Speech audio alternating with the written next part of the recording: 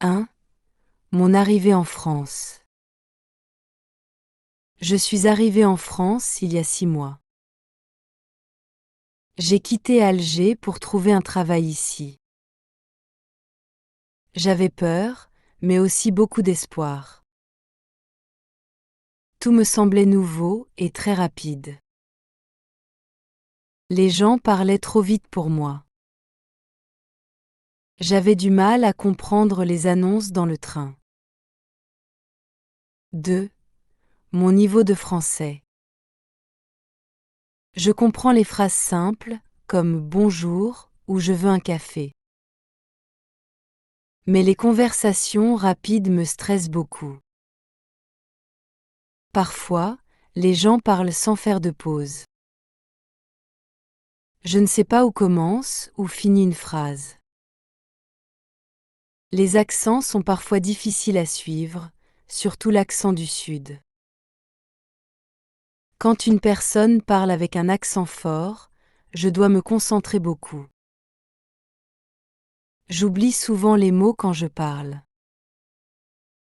Je veux dire quelque chose, mais le mot ne vient pas. Je regarde la personne et je cherche le mot dans ma tête. Je traduis dans ma tête avant de parler. Cela prend du temps.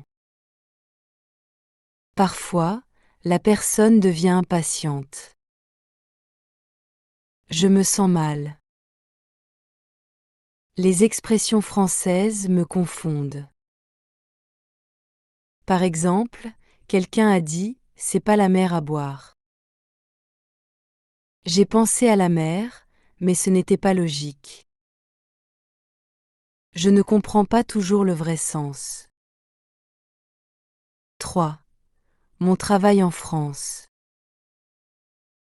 Je travaille dans un petit hôtel à Marseille, près du port. L'hôtel a 3 étages et 20 chambres.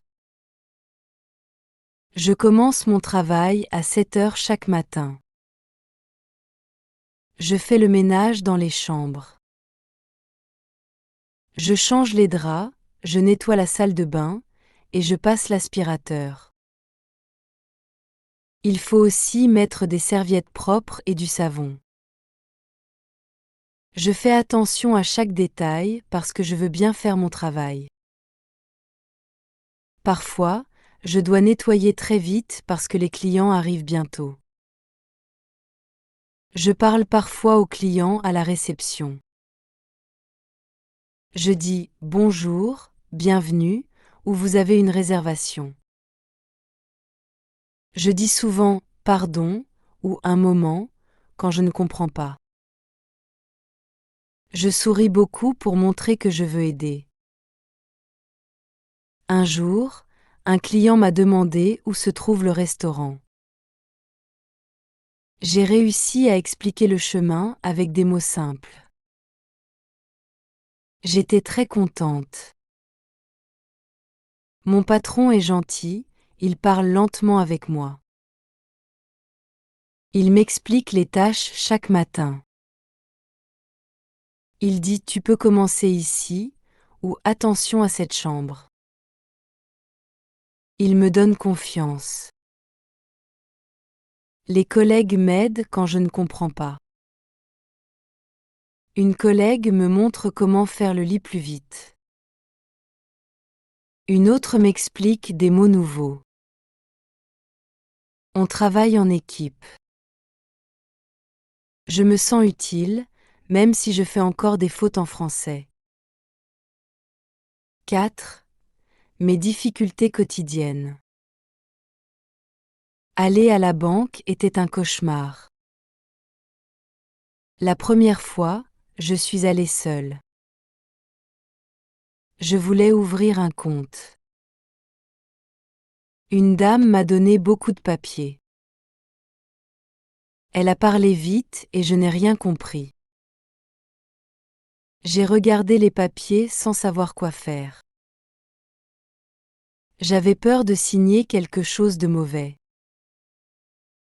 Je suis sortie de la banque sans ouvrir le compte. J'ai pleuré en rentrant chez moi. Acheter une carte SIM était aussi très difficile.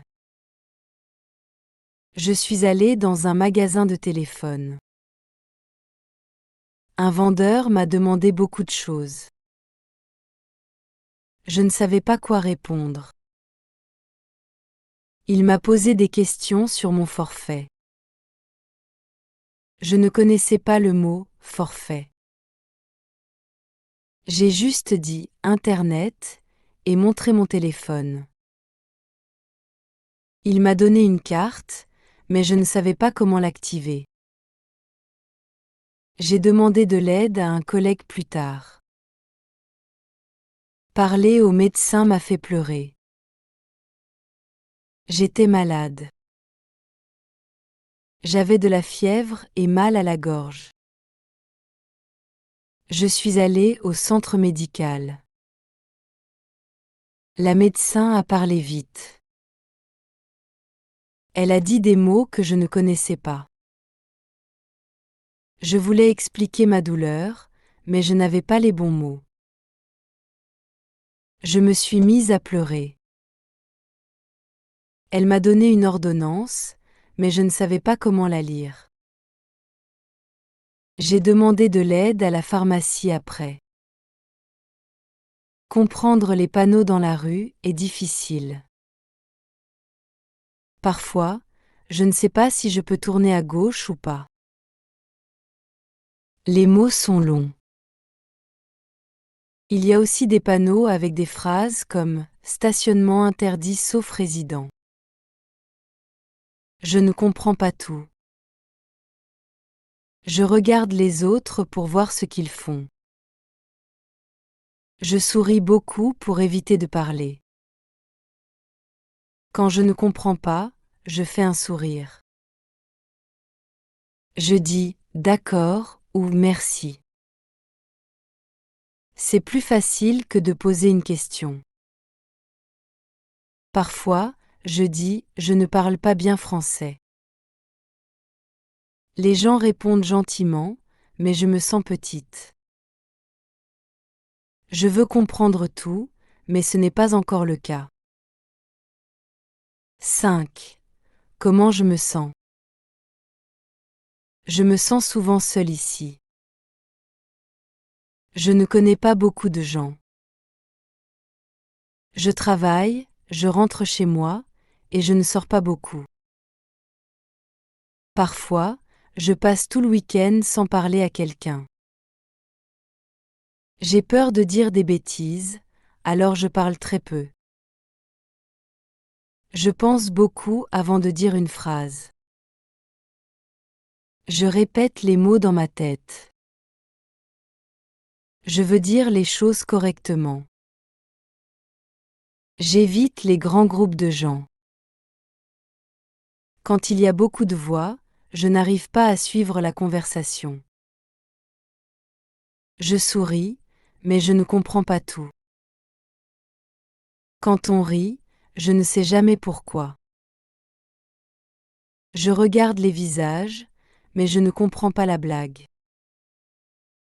Cela me rend triste. Je me demande si je suis à ma place. Je pense à ma famille. Je pense à l'Algérie. Parfois, je me sens perdue. Mais je suis aussi fière d'être ici. J'ai fait un grand voyage. J'ai quitté ma maison. J'ai trouvé un travail. Je continue chaque jour, même si c'est difficile. Je me dis que je suis courageuse. Je regarde mes progrès et je me sens plus forte. 6. Ce que je fais pour apprendre. Chaque jour, j'essaie d'apprendre un peu plus le français. Je me lève tôt le matin. Je bois un café, puis j'allume la radio. J'écoute une station française. Les animateurs parlent vite, mais j'entends quelques mots que je connais. Je répète ces mots à voix haute. Cela m'aide à parler plus facilement. Le soir, je regarde une série française. Je mets les sous-titres. Je lis les phrases pendant que les acteurs parlent. Cela m'aide à faire le lien entre les sons et les mots. Parfois, je fais pause. Je répète les phrases simples. Cela me donne confiance. Je lis aussi des livres pour enfants. Les phrases sont courtes et simples. Il y a beaucoup d'images. Je comprends mieux avec les images. Je lis une page chaque soir. Je regarde les mots que je ne connais pas. Je les cherche dans un dictionnaire. Je note ces mots sur mon téléphone. J'essaie de les utiliser le lendemain. J'ai un petit cahier. Chaque jour, j'écris une phrase dans ce cahier. Je parle de ma journée. Je dis ce que j'ai fait. Je dis ce que j'ai aimé. J'écris avec des mots simples. Si je ne connais pas un mot, je le cherche. Puis je l'écris aussi dans mon cahier. Quand je suis seule chez moi, je parle à voix haute. Je regarde un objet et je dis son nom. Je fais des phrases comme « Voici mon lit » ou « Je mange du riz ». Je parle comme ça pour pratiquer. Cela me fait un peu rire, mais cela m'aide beaucoup. Mon français devient plus naturel. Petit à petit, je parle un peu plus chaque jour. 7. Les gens autour de moi. Il y a plusieurs personnes gentilles autour de moi. Elles m'aident beaucoup chaque semaine. Ma voisine habite juste à côté. Elle est calme. Elle me parle doucement. Elle dit « bonjour » chaque matin. Parfois, elle me donne des conseils pour le quartier. Elle me dit où faire les courses ou trouver un bon médecin. Cela me fait plaisir. Je me sens moins seule. Au travail, un collègue me corrige quand je parle. Il le fait avec le sourire. Il ne se moque pas. Il dit le mot juste. Il répète doucement. Cela m'aide à parler mieux. Je dis merci et je note le mot dans mon cahier. Un autre collègue m'aide à comprendre les tâches. Il me montre comment faire vite et bien. Je me sens soutenue. Les clients de l'hôtel sont différents.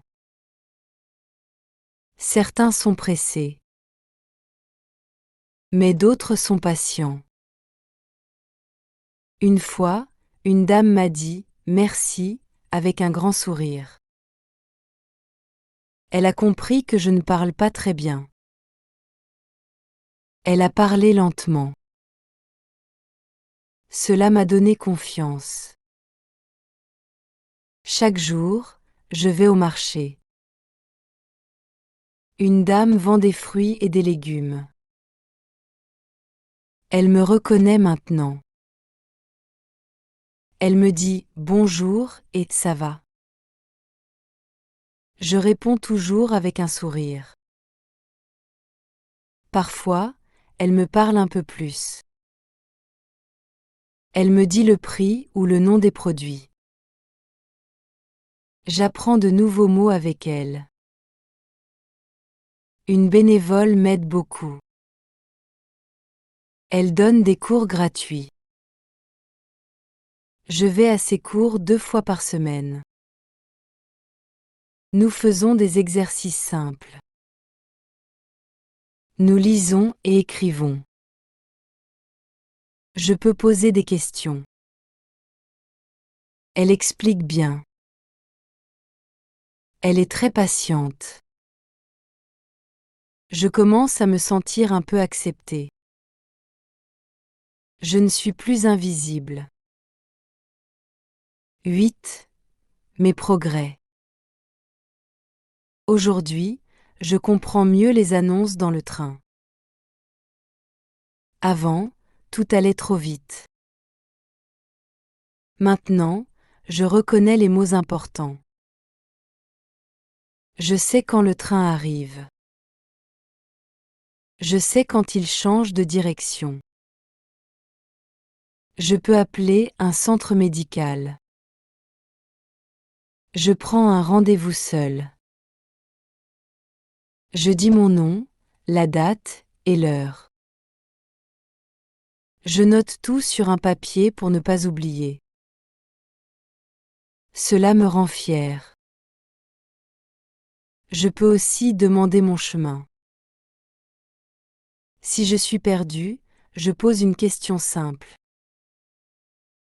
Je dis « Excusez-moi, où est la gare ?»